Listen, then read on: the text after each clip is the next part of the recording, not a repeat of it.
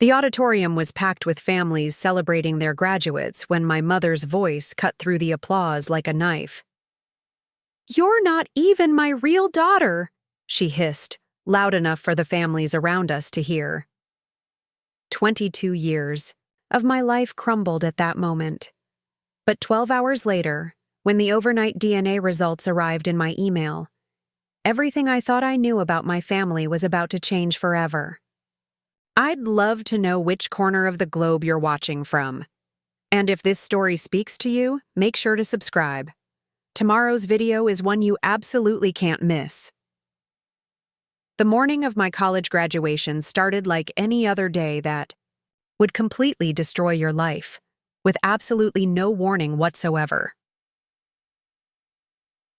I woke up in my tiny studio apartment in downtown Portland, Oregon, staring at my cap and gown hanging on the closet door. 4 years of pre-med studies, countless all-nighters, and student loans that would follow me into my 30s had all led to this moment. Samantha Rivera was finally going to be Dr. Samantha Rivera. Well, eventually, after medical school, my phone buzzed with a text from my mom, Patricia Rivera. "Can't wait to see you walk across that stage today, mija. Dad and I are so proud." I smiled, feeling that warm flutter in my chest that comes with parental approval. My parents had immigrated from Mexico when I was 3, working double shifts at factories and cleaning offices so I could have opportunities they never had. This graduation wasn't just mine. It belonged to all of us. The ceremony was set for 2 o'clock at the university's main auditorium. I spent the morning getting ready, carefully applying makeup to cover the dark circles under my eyes from weeks of final stress. My naturally curly black hair was pulled back into a neat bun, and I'd even splurged on getting my nails done for the photos. By noon, I was on campus, joining the sea of graduates in their caps and gowns. The energy was infectious, everyone taking selfies, hugging friends they might not see for years, and scanning the crowd for their families. I spotted my parents easily in the 3rd row. My father, Miguel, wore his best suit, the same navy, blue one he'd worn to my high school graduation and every important family event since. My mother sat beside him in a bright yellow dress I'd never seen before, probably bought specifically for today. What I didn't notice was the tension in her shoulders, or the way she kept glancing at her phone, or how she barely smiled when she waved at me. The ceremony proceeded exactly as these things always do. Long speeches about bright futures and changing the world, endless name reading, and the shuffle of hundreds of students across the stage. When they called Samantha Elena Rivera, I felt my heart swell as I heard my parents cheering. I shook hands with the dean, received my diploma, and grinned for the official photographer. But something was off. During the reception afterward, as families mingled and took pictures, I noticed my mother seemed distracted. She kept checking her phone and wouldn't meet my eyes directly. My father, usually the life of any party, was unusually quiet. "Mom, is everything okay?" I asked as we posed for photos near the fountain outside the auditorium. "Everything's fine, mija," she said, but her smile didn't reach her eyes. "Just tired from the drive." My parents lived 3 hours away in Salem, where they'd built a life around their small landscaping business. The drive wasn't unusual. They'd made it dozens of times to visit me during college. As the afternoon wore on, more and more families began to leave.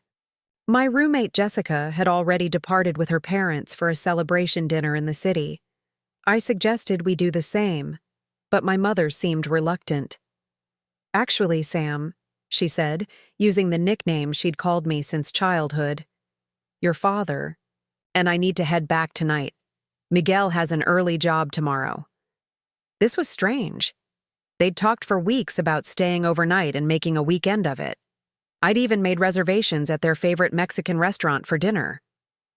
"Are you sure? We could at least grab coffee before you go," I offered. That's when everything changed. We were standing near the auditorium entrance, families still streaming out around us, when my mother's phone rang.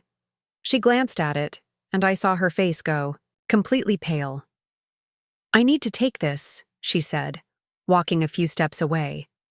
I couldn't hear the conversation, but I could see her body language becoming increasingly agitated. She kept running her free hand through her hair, something she only did when she was extremely stressed. The call lasted maybe 3 minutes, but it felt like an eternity. When she hung up and turned back to us, she looked like a completely different person. The proud mother who had cheered for me just hours earlier was gone, replaced by someone I didn't recognize. "We need to go," she said curtly to my father. "What's wrong?" I asked. "Mom, you're scaring me." That's when she looked at me with eyes I'd never seen before, cold and distant. "You want to know what's wrong?" Her voice was rising, attracting attention from nearby families. "I just got a call from someone claiming to know the truth about you." "What truth? What are you talking about?" My father stepped forward. "Patricia, please, not here." "No, Miguel, she deserves to know." She turned back to me, and her next words felt like a physical blow. "You're not even my real daughter." The world seemed to tilt on its axis. The sounds of celebration around us faded to a dull roar in my ears. "What did you just say?" "You heard me.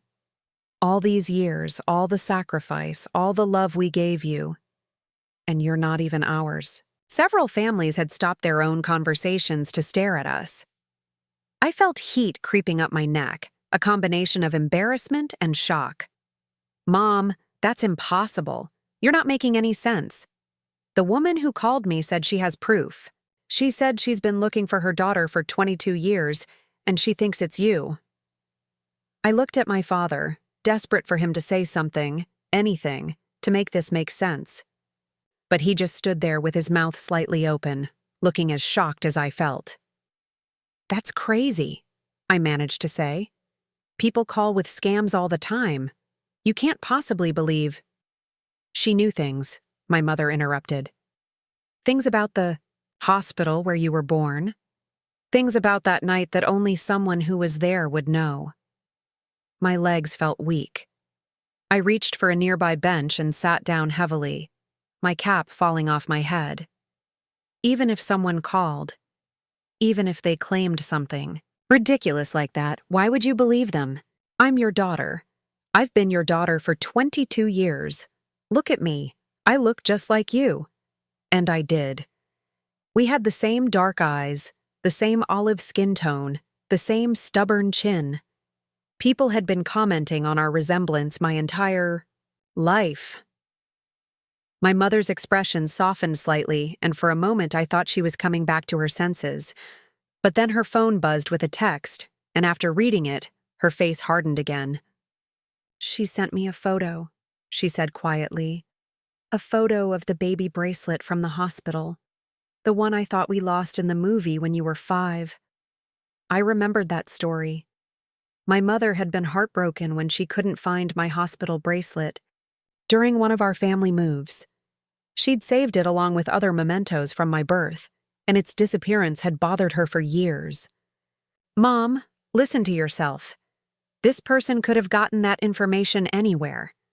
Maybe they worked at the hospital, maybe they— The bracelet has your footprint on it, Samantha. Your actual footprint from when you were born. How would a stranger have that?" The question hung in the air like a toxic cloud. I couldn't answer it because I didn't know. All I knew was that my entire world was crumbling around me on what was supposed to be one of the happiest days of my life. "So, what are you saying?" I asked, my voice barely above a whisper. "That I was switched at birth? That some woman called you out of nowhere with this insane story and you immediately believed her over your own daughter?" I'm saying I don't know what to believe anymore. The pain in her voice was evident, but it didn't soften the blow of her words. Other families were definitely staring now, some pretending to look at their phones while obviously eavesdropping. My father finally spoke up. "Patricia, we should go home and discuss this privately. This isn't the place." "There's nothing to discuss," I said, standing up and grabbing my fallen cap. "This is insane!" I can't believe you're entertaining this for even a second." "Then prove it," my mother said quietly. "What?" "If you're so sure you're our daughter, prove it. Take a DNA test." The suggestion hit me like a slap. After 22 years of being their child, of sharing holidays and birthdays and midnight trips to the emergency room when I had pneumonia at age 7, she was asking me to prove I belonged to them. "You want me to take a DNA test to prove I'm your daughter?" It's the only way to know for sure. A lot of love and effort went into bringing this story to life.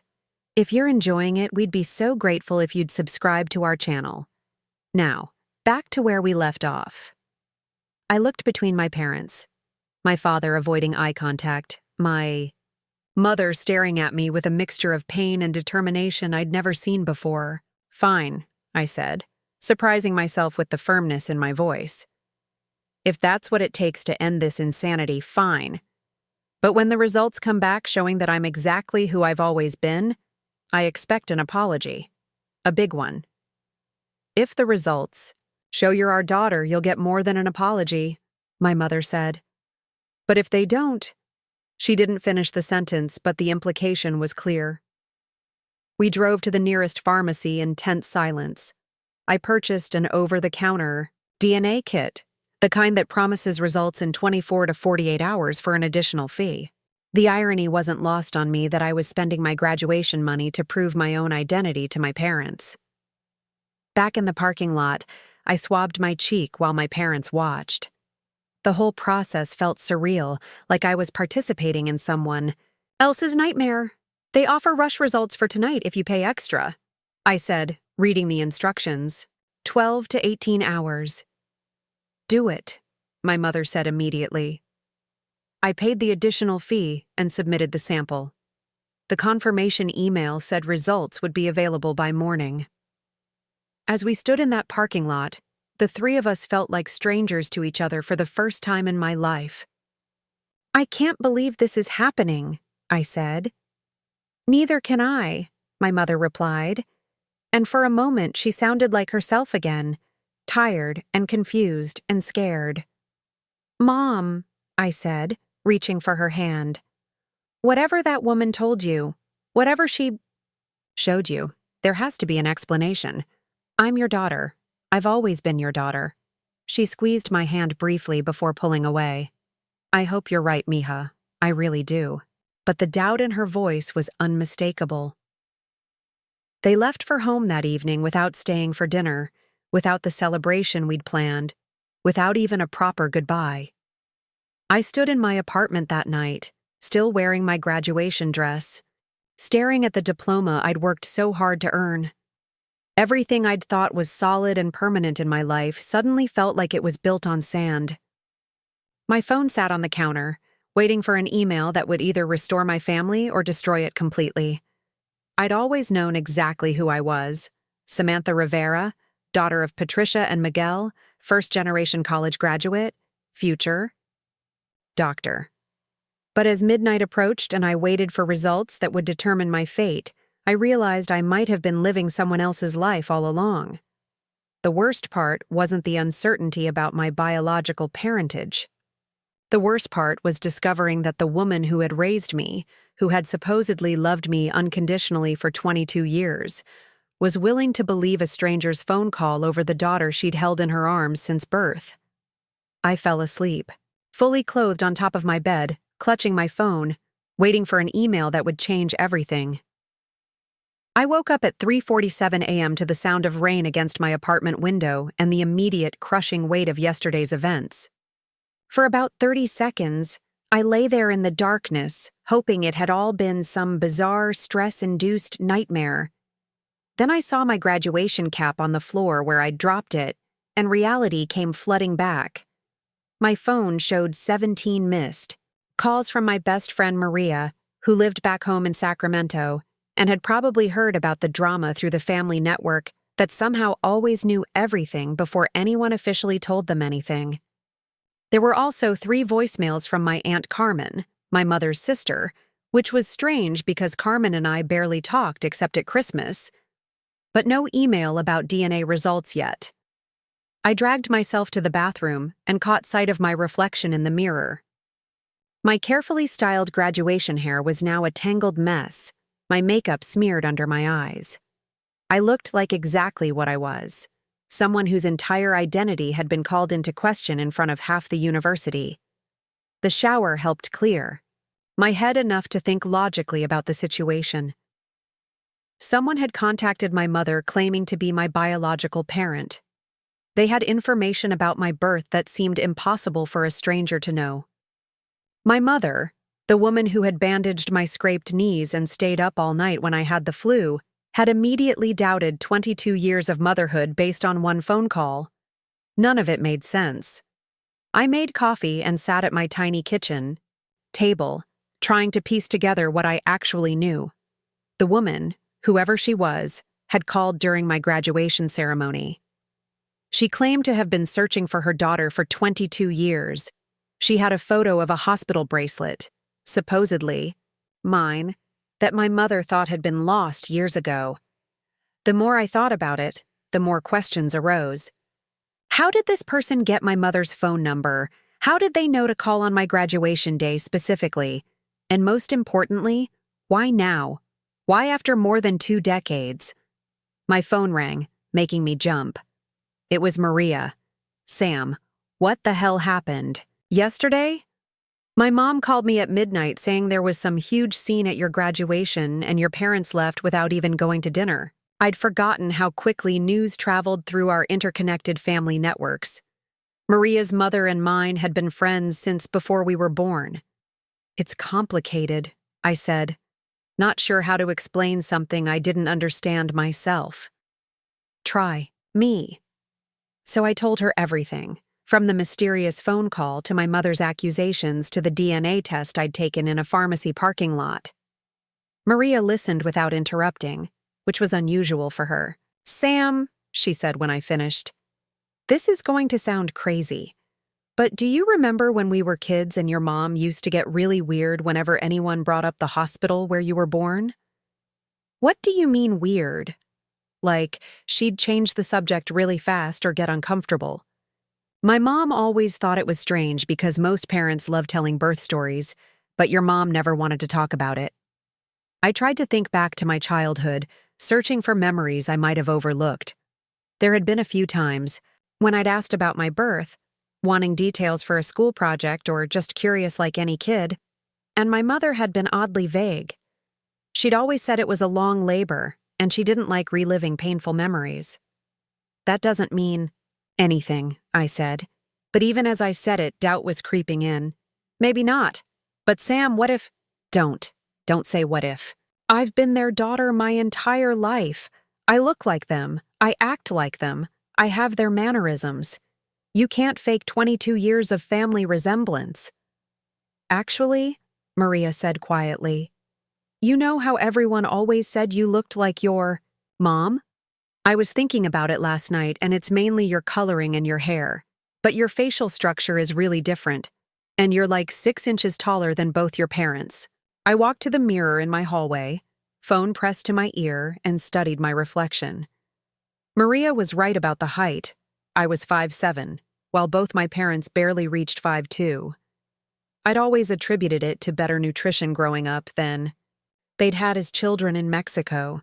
But looking closer at my features, I could see what Maria meant.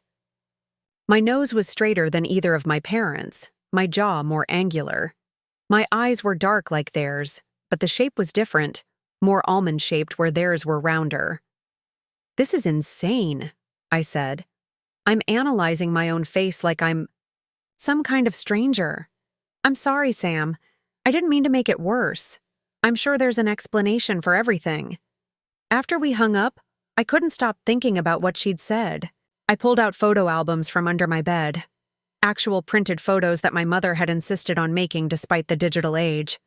She'd always been sentimental about physical photographs. I spread them across my bed chronologically, starting from my earliest baby pictures. There I was as a newborn, tiny and wrinkled in a hospital blanket. The resemblance to my parents seemed obvious in some photos, less clear in others. But then again, All babies kind of look the same, don't they? The toddler photos were more telling. There was me at age 2, standing between my parents at a family barbecue. Even accounting for the fact that I was small, something about the proportions seemed off. It wasn't that I looked like a different ethnicity. I clearly had the same general features as other family members. But there were subtle differences I'd never noticed before. I was spiraling down a rabbit hole of doubt when my phone buzzed with an email notification. My heart stopped. DNA Express results, ready for viewing. I stared at the notification for a full minute before I could bring myself to open it. My hands were shaking as I entered my login information and navigated to the results page. Loading, loading, loading, and then there it was. Probability of paternity. Their percent. I read it 3 times before the words sank in. A lot of love and effort went into bringing this story to life. If you're enjoying it, we'd be so grateful if you'd subscribe to our channel. Now, back to where we left off. I looked between my parents, my father avoiding eye contact, my mother staring at me with a mixture of pain and determination I'd never seen before. Fine, I said, surprising myself with the firmness in my voice. If that's what it takes to end this insanity, fine. But when the results come back showing that I'm exactly who I've always been, I expect an apology. A big one. If the results show you're our daughter, you'll get more than an apology, my mother said. But if they don't? She didn't finish the sentence, but the implication was clear. We drove to the nearest pharmacy in tense silence. I purchased an over-the-counter DNA kit, the kind that promises results in 24-48 hours for an additional fee. The irony wasn't lost on me that I was spending my graduation money to prove my own identity to my parents. Back in the parking lot, I swabbed my cheek while my parents watched. The whole process felt surreal, like I was participating in someone else's nightmare. They offer rush results for tonight if you pay extra, I said, reading the instructions. 12 to 18 hours. Do it, my mother said immediately. I paid the additional fee and submitted the sample. The confirmation email said results would be available by morning. As we stood in that parking lot, the 3 of us felt like strangers to each other for the first time in my life. I can't believe this is happening, I said. Neither can I, my mother replied. And for a moment she sounded like herself again, tired and confused and scared. Mom, I said, reaching for her hand. Whatever that woman told you, whatever she showed you, there has to be an explanation. I'm your daughter. I've always been your daughter. She squeezed my hand briefly before pulling away. I hope you're right, Mija. I really do. But the doubt in her voice was unmistakable. They left for home that evening without staying for dinner, without the celebration we'd planned, without even a proper goodbye. I stood in my apartment that night, still wearing my graduation dress, staring at the diploma I'd worked so hard to earn. Everything I'd thought was solid and permanent in my life suddenly felt like it was built on sand. My phone sat on the counter, waiting for an email that would either restore my family or destroy it completely. I'd always known exactly who I was. Samantha Rivera, daughter of Patricia and Miguel, first-generation college graduate, future doctor. But as midnight approached, and I waited for results that would determine my fate, I realized I might have been living someone else's life all along. The worst part wasn't the uncertainty about my biological parentage.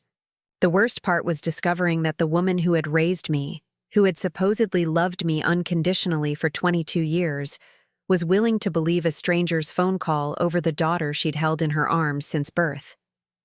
I fell asleep, fully clothed on top of my bed, clutching my phone, waiting for an email that would change everything. I woke up at 3:47 a.m. to the sound of rain against my apartment window and the immediate, crushing weight of yesterday's events. For about 30 seconds, I lay there in the darkness hoping it had all been some bizarre, stress-induced nightmare. Then I saw my graduation cap on the floor where I'd dropped it, and reality came flooding back.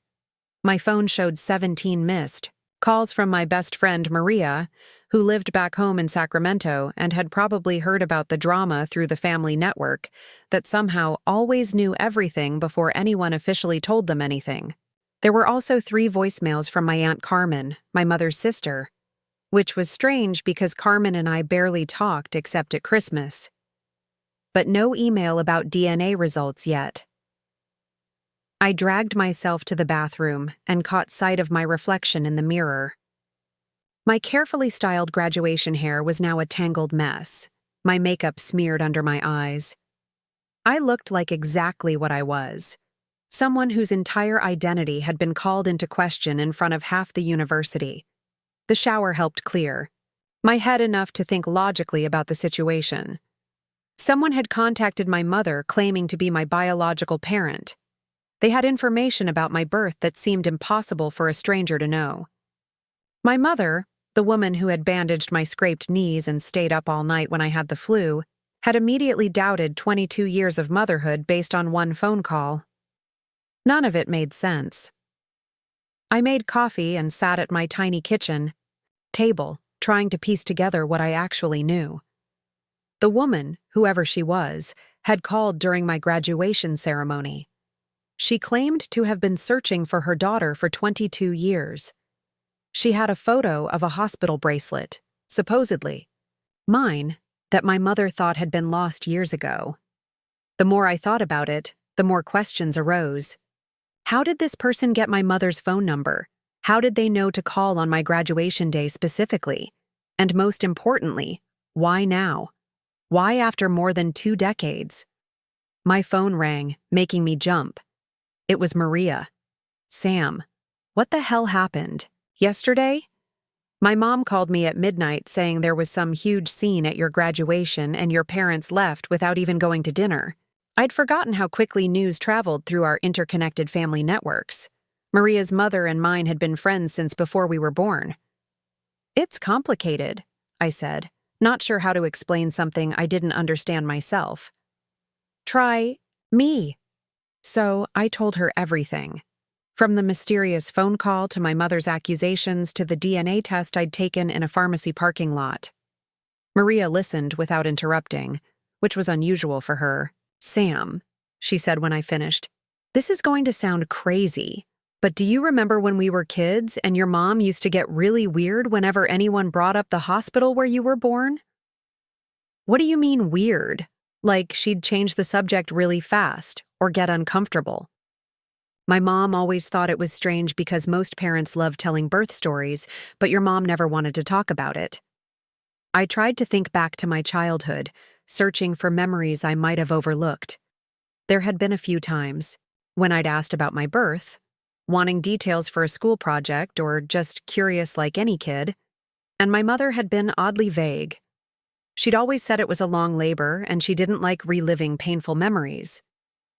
That doesn't mean anything, I said, but even as I said it, doubt was creeping in. Maybe not. But Sam, what if? Don't say what if. I've been their daughter my entire life. I look like them. I act like them. I have their mannerisms.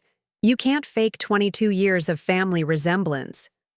Actually, Maria said quietly, you know how everyone always said you looked like your mom? I was thinking about it last night, and it's mainly your coloring and your hair. But your facial structure is really different.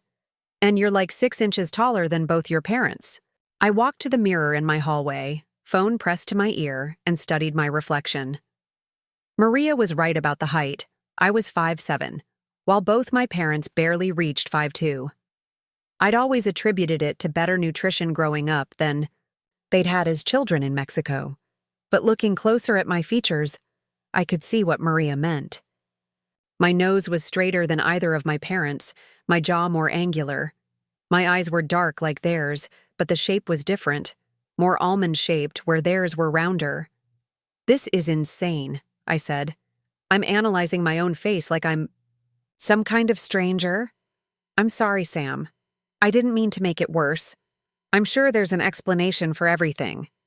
After we hung up, I couldn't stop thinking about what she'd said.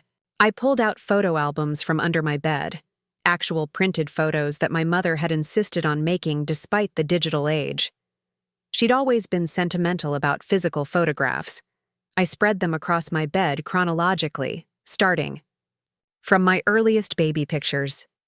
There I was as a newborn, tiny and wrinkled in a hospital blanket. The resemblance to my parents seemed obvious in some photos, less clear in others. But then again, all babies kind of look the same, don't they? The toddler photos were more telling. There was me at age 2, standing between my parents at a family barbecue. Even accounting for the fact that I was small, something about the proportions seemed off. It wasn't that I looked like a different ethnicity.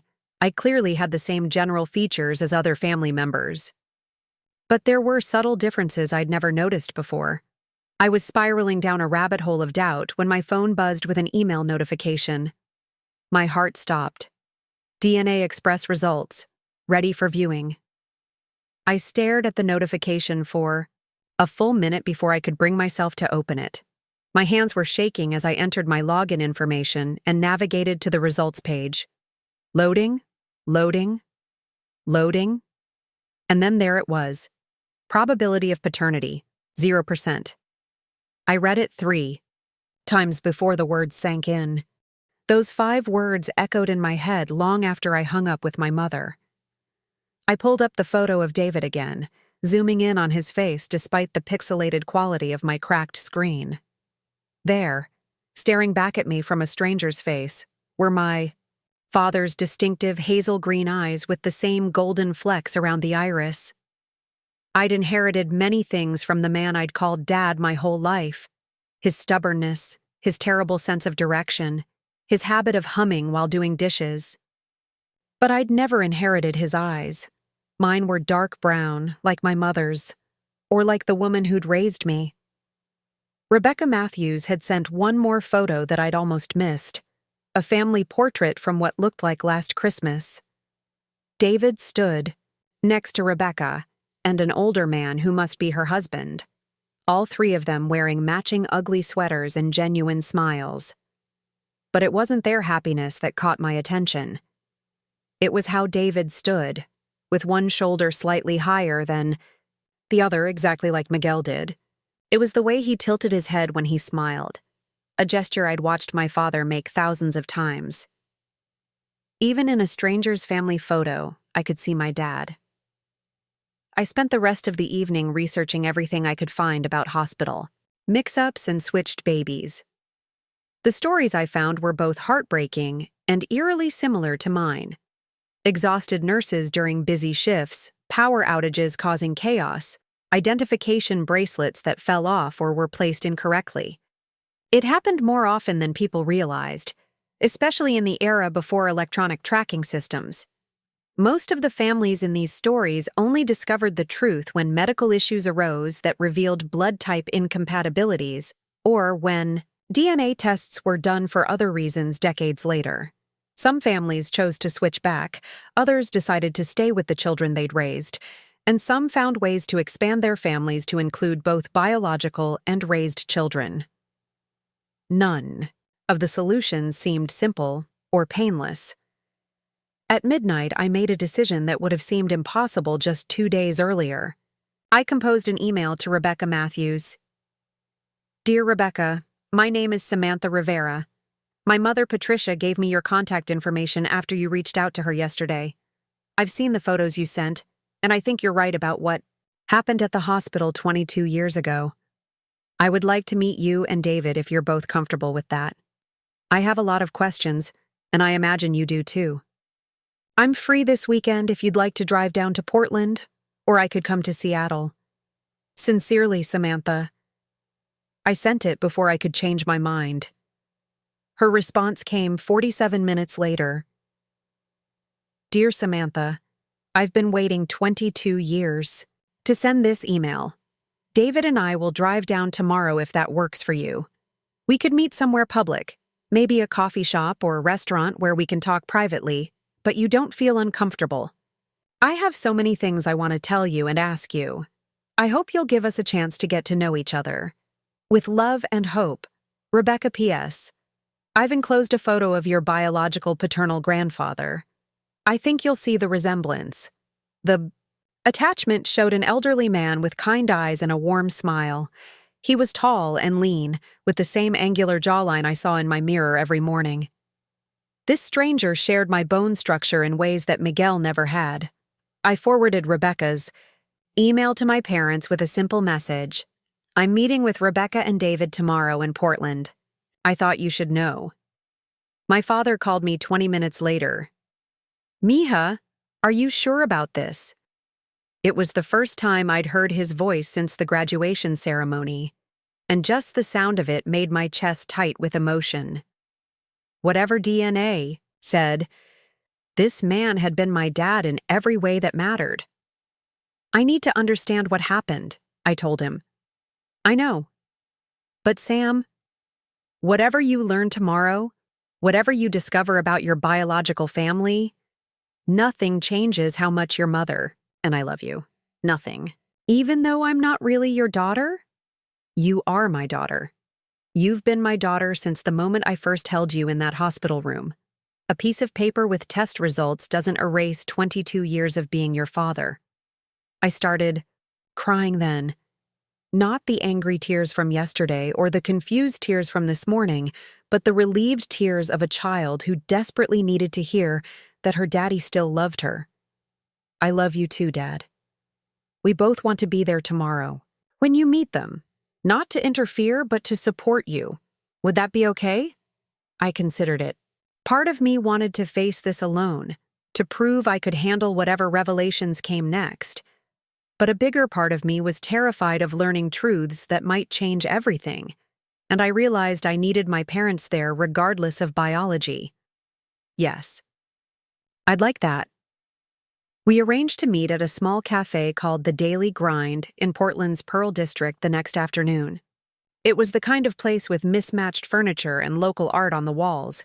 Comfortable but not too intimate, public but not so busy that private conversation would be impossible. I arrived 15 minutes early and chose a corner table, with a good view of the entrance. My palms were sweating, and I kept checking my reflection in my phone's cracked screen.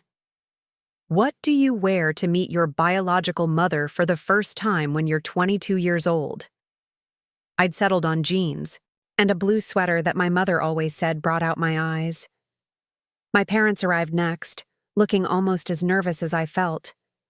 My mother had dark circles under her eyes that suggested she'd slept about as well as I had. My father kept running his hands through his graying hair, a nervous habit I'd inherited despite our lack of shared DNA. They just parked outside, my mother said, glancing through the window, and there they were. Rebecca Matthews looked exactly like her photos, except older and more tired. She was tall like me, with the same dark hair now streaked with silver. But it was her nervous energy that felt familiar, the way she hesitated before opening the cafe door, the way she scanned the room before making eye contact. David was behind her, and seeing him in person was like looking at a funhouse mirror version of my family. He had Miguel's build and posture, Patricia's nose, and features that were clearly Rivera family traits. But he moved with an uncertainty that suggested he felt as out of place as I did. Rebecca saw me immediately. Maybe it was the resemblance, or maybe it was the fact that I was sitting with two people who were obviously nervous parents. She approached our table slowly, as if she were afraid I might disappear. Samantha? I stood up, not sure if I should hug her or shake her hand or just nod. She seemed to have the same uncertainty. Rebecca, thank you for coming. Thank you for agreeing to meet. She turned to my parents. You must be Patricia and Miguel. I can't imagine how difficult this is for all of you. The grace in her words surprised me. I'd expected awkwardness, maybe even hostility. Instead, she seemed genuinely concerned about my parents' feelings. This is David, she said, gesturing to the young man beside her. David stepped forward and extended his hand to Miguel. When they shook hands, the similarity in their grip and stance was unmistakable. Mr. Rivera. It's strange to meet you. Strange is one word for it, Miguel replied, but his voice was kind. We ordered coffee and spent the first few minutes in polite small talk about the drive from Seattle and the weather. But eventually, Rebecca took a deep breath and dove into the conversation we'd all come here for. I need you to understand that I never stopped looking for you, she said to me. Not for a single day in 22 years. I hired private investigators. I joined support groups for parents of missing children. I even had DNA tests done on children in foster care when I thought there might be a match. What made you think to look for me specifically? I asked. Few months ago, a friend of mine shared a news article about switched babies on social media. One of the comments mentioned Portland General Hospital having problems with their identification systems in the early 2000s. I'd never thought to search there specifically because I'd always assumed you were somewhere in Seattle. She pulled out her phone and showed me a screenshot of a Facebook post. It was an article about medical errors, and in the comments section, someone had written, "My cousin works at Portland General and says they had major issues with baby tracking back when my nephew was born there in 2003. Power outages, computer glitches, the works. They've completely overhauled their system since then." I started searching for babies born at Portland General on March 15, 2003. There weren't many girls born that day, maybe a dozen. I found most of them on social media and could rule them out immediately. But when I found your graduation announcement in the Portland State University newsletter, she showed me another screenshot, a photo of me from the graduation ceremony, program, smiling in my cap and gown with my name and major listed beneath. The resemblance was unmistakable. And when I researched your family and found out your parents were Miguel and Patricia Rivera, I realized David might be their biological son. How did you get my mother's phone number? I asked. David answered this time. I found it. I'm pretty good with computers, and I was able to trace it through public records and social media connections. I know it seems invasive, but Mom has been looking for you for so long that when we thought we'd found you, we didn't want to waste any time. I looked at David more carefully. He was quiet and thoughtful, with an intensity that reminded me of my father when he was focused on solving a problem. What was it like? I asked him. Growing up knowing you might not be with your biological family? Complicated, he said simply. Mom never lied to me about it. She told me the truth when I was old enough to understand. For a while, I was angry. At the hospital, at the situation, at the unfairness of it all. But Rebecca and James are my parents in every way that matters. They're the ones who raised me and loved me and supported my dreams. James, I realized, must be Rebecca's husband and David's adoptive father. That doesn't mean I wasn't curious about my biological family, David continued, glancing at Miguel and Patricia. I used to wonder if I had brothers or sisters, if I looked like my birth parents, if we'd have anything in common. And now? Patricia asked quietly. Now I'm looking at people who feel like family even though we just met, David said. It's the strangest thing. Rebecca reached across the table and placed her hand over mine. Her fingers were long and narrow, exactly like mine. I need to ask you something. And please don't feel pressured to answer, she said. Would you be willing to take a maternity DNA test? I'm almost certain you're my daughter, but I want to be absolutely sure before we figure out what comes next. I was going to ask you the same thing, I said. I need to know for certain, too. We walked to a nearby pharmacy together, all 5 of us in an awkward but determined group. Rebecca and I both took cheek swabs while our families watched. The laboratory technician looked confused by our unusual family configuration, but processed the test without asking questions. Results in 24 hours, Rebecca said as we walked back to our cars. What happens then? I asked. Rebecca and my parents looked at each other, and I realized they'd been wondering the same thing. I guess we figure it out together, Rebecca said. All of us. I'd like to stay in touch regardless of what the test says, David said to my parents. Even if we're not biologically related, Meeting you feels important." Patricia nodded, tears starting to form in her eyes. "You remind me of Miguel when he was your age. The way you think before you speak, the way you hold your shoulders. It's uncanny." "You remind me of the daughter I always imagined having," Rebecca said to me. "Not just in looks, but in spirit. There's something about your energy that feels familiar." We exchanged phone numbers and made tentative plans to meet again after the test results came in. As we prepared to leave, Rebecca hugged me. Not the polite, careful hug of a stranger, but the fierce, protective hug of a mother who'd found her lost child. "Whatever happens," she whispered in my ear, "I'm so glad you exist. I'm so glad you're healthy, happy, and strong." That night, I lay in bed thinking about genetics and family and the strange twist of fate that had brought us all together. In 24 hours, I would know for certain whether Rebecca Matthews was my biological mother. But regardless of what science told us, I already knew something important had shifted. I had spent my whole life being Samantha Rivera, daughter of Patricia and Miguel. Tomorrow I might learn I was also someone else entirely. The daughter, who'd been lost and found, the missing piece of a puzzle that had been incomplete for 22 years. The question was, could I be both? 18 months later, I was standing outside North Carolina State Prison in Raleigh, watching inmates file through the release gates with their plastic bags of personal belongings. Some had family waiting, tearful reunions, and cautious embraces. Others walked out alone, disappearing into the anonymity of bus stations and halfway houses. Marcus emerged looking like a different person. Prison had hardened him physically.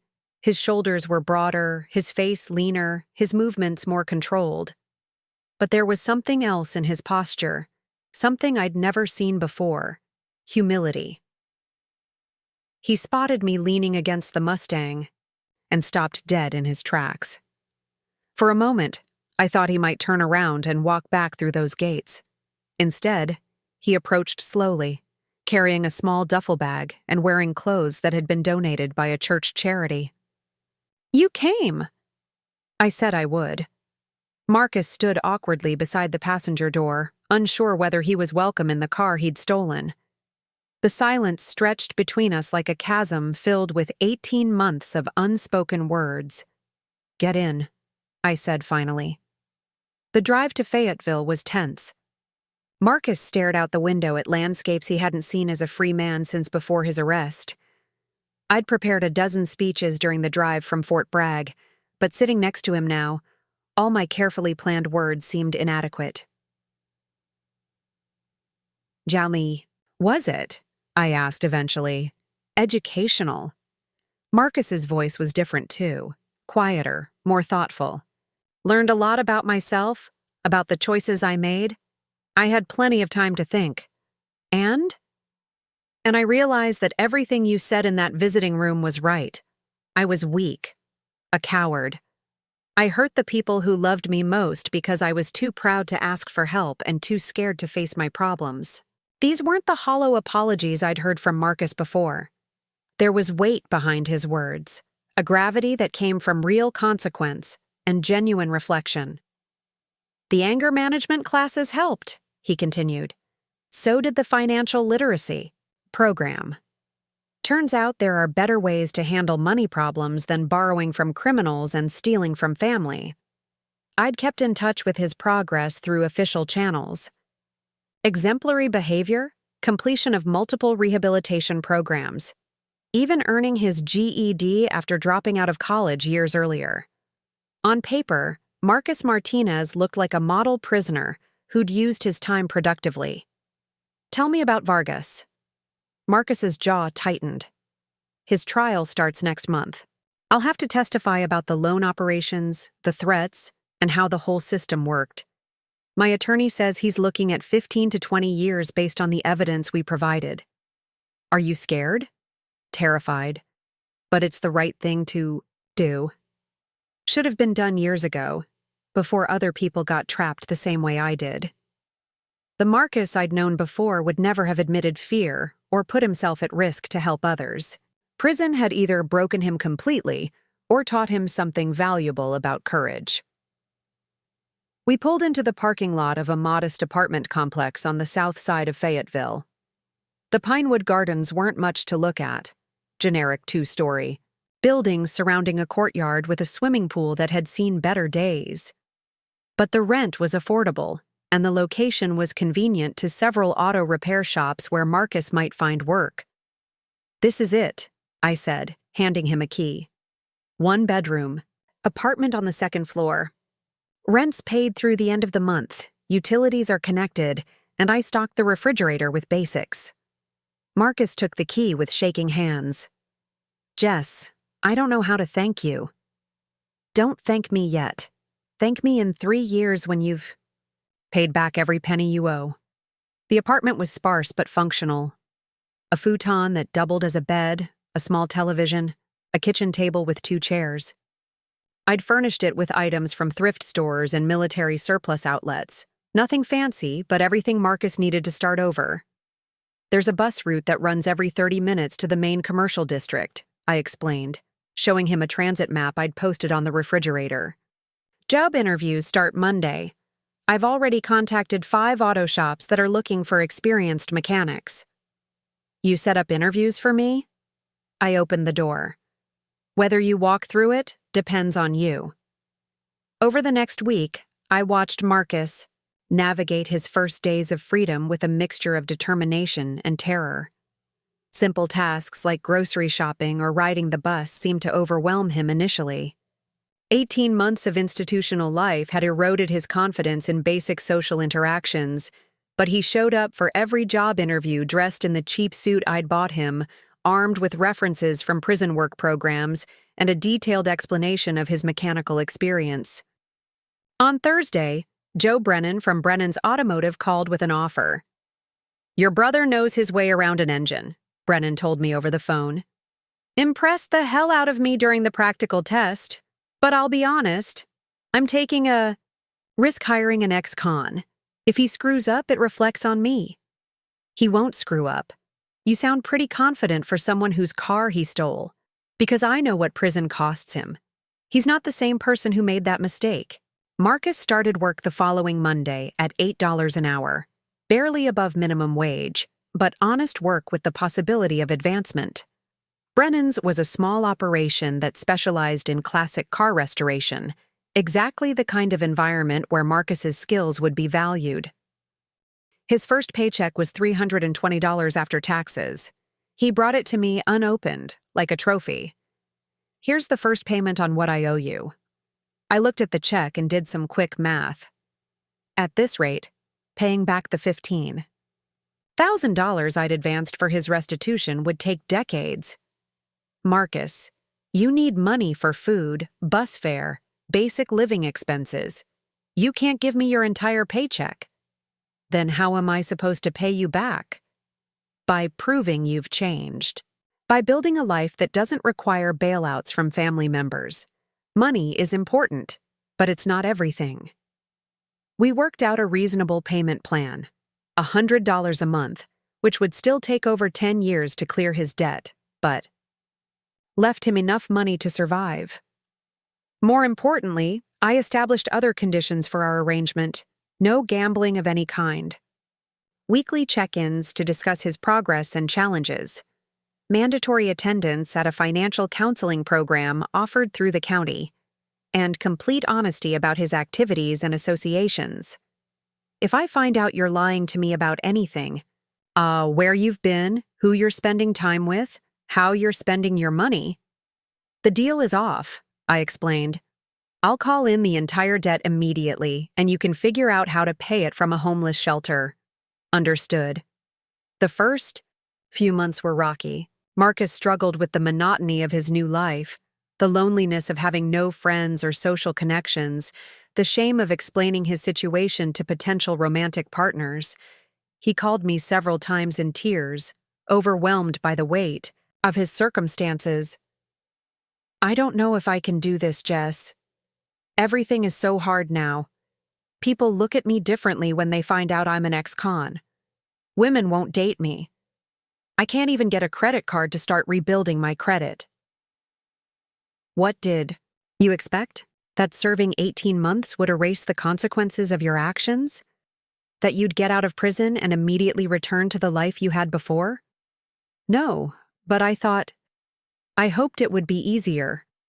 Easy doesn't build character, Marcus. Every day you choose to keep going instead of giving up, you're becoming the person you should have been all along. The turning point came during his 6th month of freedom.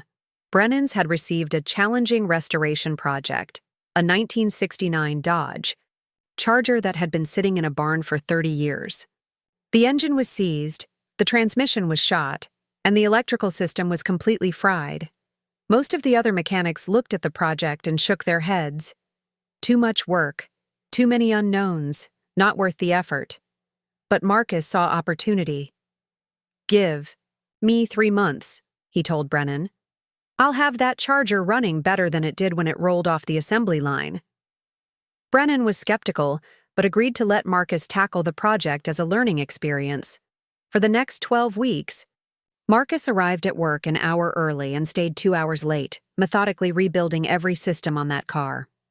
He studied wiring diagrams, researched parts compatibility, and solved problems that would have stumped mechanics with twice his experience.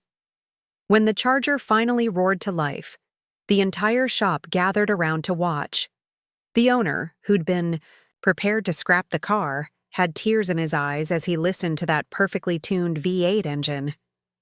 "Son," he told Marcus, "you just saved my father's car. This Charger belonged to him, and I thought she was gone forever." That project changed everything. For Marcus, word spread through the local car community about the ex-con who'd performed a mechanical miracle at Brennan's Automotive. Classic car owners started specifically requesting Marcus for their restoration work. His reputation grew, and so did his paycheck. Brennan promoted him to lead restoration specialist with a raise to $15 an hour. Marcus started earning overtime pay by taking on side projects during evenings and weekends. His monthly payments to me increased from $100 to $300, then $500. "At this rate, you'll have the debt paid off in 4 years instead of 10, I calculated during one of our weekly check-ins. "Maybe sooner," Marcus replied. "Brennan's talking about opening a second location focused entirely on classic car restoration. He wants me to manage it." But the real measure of Marcus's transformation wasn't financial. It was personal.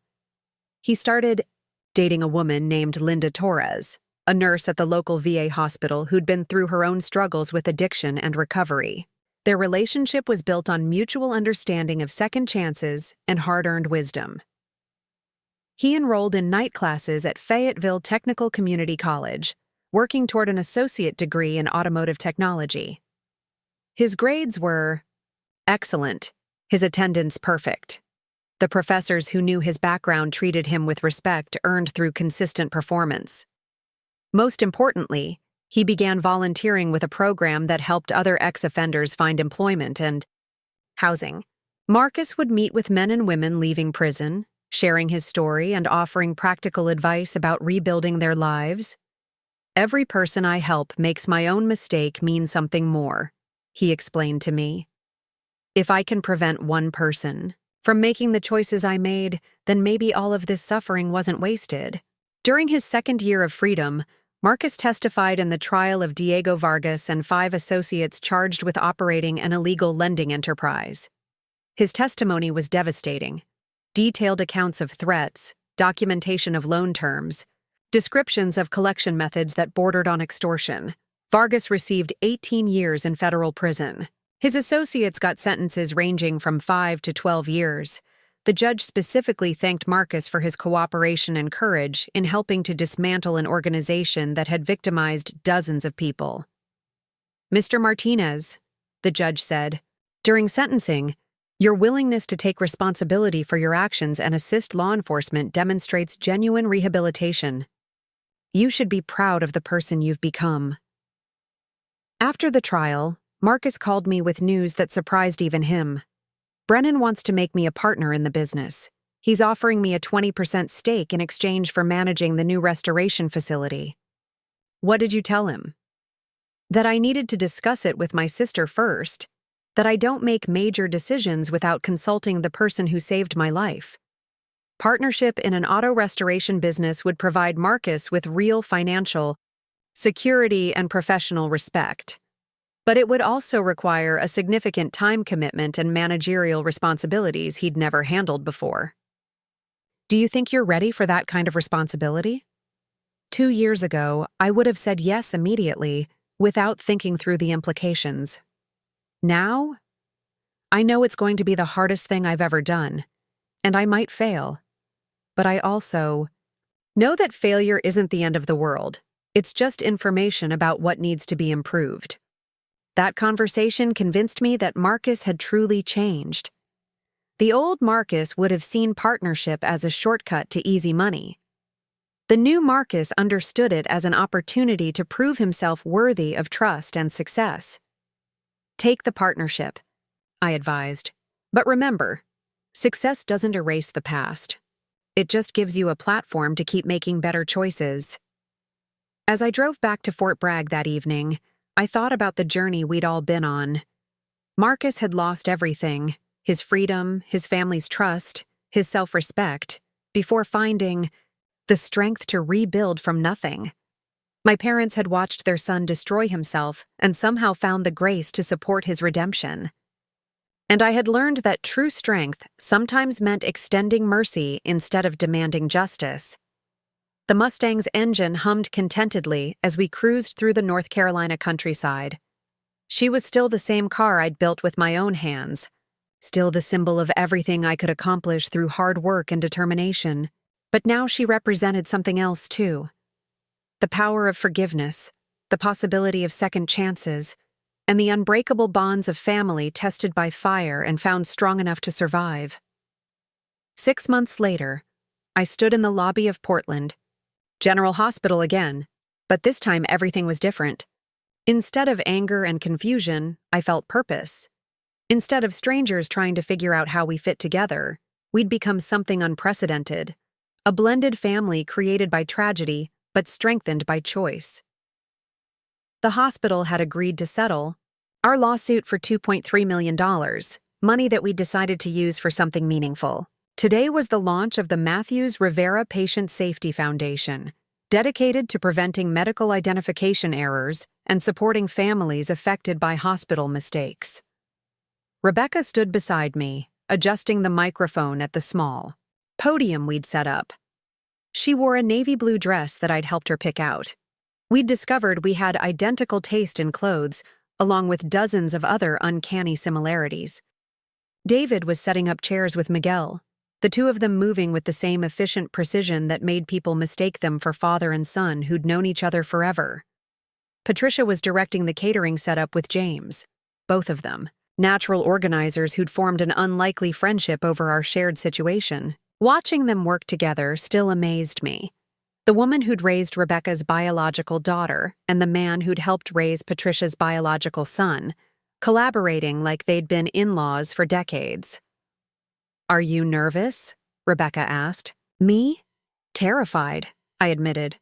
Public speaking wasn't exactly covered in pre-med. "You'll be fine. You're a natural advocate. I've watched you argue with insurance companies and hospital administrators for months. This is just a bigger audience." The press conference was Rebecca's idea, but I'd become the unofficial spokesperson for our foundation. Turns out, having a medical background and being the found daughter made me compelling to journalists and donors alike. Dr. Chen arrived with several other hospital administrators, looking appropriately somber. Our relationship with Portland General had evolved from adversarial to collaborative, as they'd embraced our foundation as a way to demonstrate their commitment to patient safety improvements. 5 minutes until we start, David said, appearing at my elbow with his usual quiet efficiency. He'd taken a leave of absence from his paramedic job to help launch the foundation, discovering he had a talent for nonprofit management that none of us had expected. As people began taking their seats, I spotted familiar faces in the small crowd. Maria had driven up from Sacramento with her parents. Several of my college friends had come to show support. Most surprisingly, my organic chemistry professor, Dr. Martinez, was there, having become fascinated by the ethical implications of our story. "Before we begin," I said into the microphone, "I want to share something personal. 7 months ago, I thought I knew exactly who I was. I was Samantha Rivera, first-generation college graduate, future doctor, daughter of Patricia and Miguel. On my graduation day, I learned that identity was more complicated than I'd ever imagined. I paused, looking at both my families. But what I've discovered over these months is that family isn't just about DNA. It's about choice and commitment and love that persists even when everything you thought you knew gets turned upside down." I gestured toward the group seated in Bachai, the front row. Patricia and Miguel Rivera raised me with values and work ethic and unconditional love that shaped every aspect of who I became. Rebecca and James Matthews spent 22 years never giving up hope that they'd find me, and they welcomed me into their lives with generosity that still takes my breath away. David became not just a biological brother, but a true friend and partner in turning our strange situation into something positive. The audience was silent, hanging on every word. Our foundation exists because medical errors destroy families. But we also exist as proof that sometimes, if you're incredibly lucky and work very hard, broken things can be rebuilt into something even stronger than they were before. Rebecca stepped up to the microphone next, her voice steady and confident. The Matthews Rivera Foundation has 3 main goals. First, we're funding improved identification technology for hospitals nationwide. Second, we're creating support groups for families affected by medical mix-ups. Third, we're advocating for policy changes that require hospitals to immediately investigate any concerns about patient identification errors. She outlined our specific initiatives: partnerships with medical technology companies, a 24-hour hotline for families with concerns, and lobbying efforts in state legislatures across the country. David spoke about the psychological research we were funding, studying long-term effects on families separated by medical errors and developing therapeutic interventions specifically designed for our unique situation. Dr. Chen addressed the hospital's commitment to transparency and their implementation of new safeguards that had already prevented 3 potential mix-ups in the past 6 months. But it was Patricia who delivered the most powerful message. "I want to speak to parents who might be watching this," she said, her slight accent making her words even more impactful. "If you have doubts about your child's identity, pursue them. Don't let anyone tell you it's just anxiety or paranoia. Trust your instincts. And if you discover that your family is different than you thought, remember that love is stronger than biology." After the press conference, we gathered at a nearby restaurant for lunch.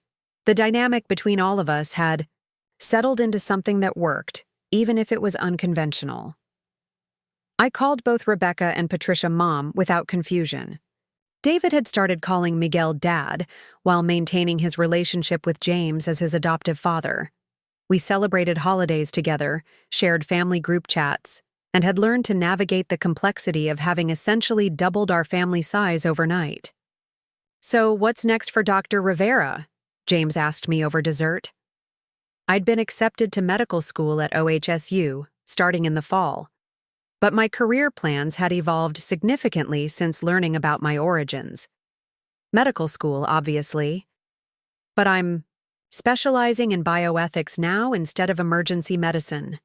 I want to focus on patient rights and medical error prevention. "And the foundation?" Rebecca asked. "We'll keep growing. We've already heard from 12 families in similar situations, just since this morning's press conference." David pulled out his phone to show us the foundation's website, which had crashed twice from traffic volume. "We're going to need a bigger staff," he said. "Good thing we know someone starting medical school who understands the issues." Miguel said with a grin. As we prepared to leave, Rebecca pulled me aside. "I have something for you," she said, handing me a small wrapped box.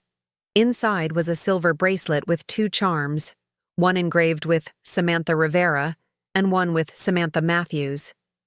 "You don't have to choose between your identities," she said. "You can be both." That evening, I sat in my apartment, the same studio where I'd fallen asleep clutching my phone, waiting for DNA results that would change everything. I was packing boxes for my move to a larger place, funded by foundation work and the small stipend from my research position. My phone buzzed with messages in our family group chat, all 6 of us now included in a thread that had become the primary way we coordinated our complicated lives. David: "Great job today, sis. Dad number 1 and dad number 2 are both proud." Miguel: "Mija, you were perfect. Mom number 1 and mom number 2 agree." Patricia: "Stop calling us numbers, but yes, we're proud." James: "Dinner Sunday at our place? I'm making my famous lasagna." Rebecca: "Only if Patricia brings her tres leches cake." Patricia: "Deal, but I'm teaching Rebecca how to make it properly this time." I smiled at their playful banter. It had taken months to reach this level of comfort with each other, but now they genuinely enjoyed each other's company.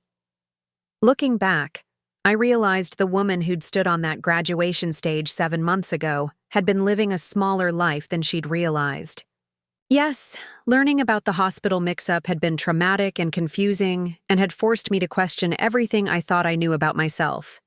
But it had also doubled my family, given me a brother I'd dreamed about as a child, connected me with a biological mother whose fierce love and determination had shaped my newfound advocacy work, and shown me that identity is something you build rather than something you inherit. I was still Samantha Rivera, daughter of Patricia and Miguel, shaped by their immigrant story and work ethic and unconditional love. But I was also Samantha Matthews, daughter of Rebecca and James, inheriting their intellectual curiosity and stubborn refusal to accept injustice. Most importantly, I was Samantha Rivera Matthews, founder of an organization dedicated to ensuring no other family would have to endure what we'd been through. As I sealed the last box of my belongings, I found the cracked phone I'd thrown against the wall the day I'd learned Miguel wasn't my biological father. I'd kept it as a reminder of how quickly life can change, and how important it is to hold on to what matters while remaining open to new possibilities. Tomorrow, I will start medical school with a clear sense of purpose. Next month, our foundation would help reunite 2 more families separated by hospital errors. Next year, we hope to have new identification technology implemented in hospitals nationwide.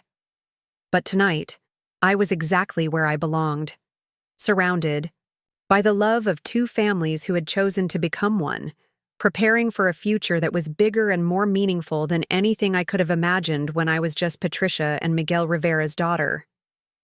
Sometimes the worst thing that happens to you becomes the best thing that ever happened to you. You just have to be willing to let it transform you instead of destroy you. And sometimes, when you're incredibly lucky, you discover that family isn't about the circumstances of your birth. It's about the people who refuse to let you face life alone. Looking for more? We've got 2 amazing stories ready for you right on screen. If this one touched you, these are absolutely worth your time. Click to watch them now. And hey, subscribe and hit that bell to never miss our latest uploads.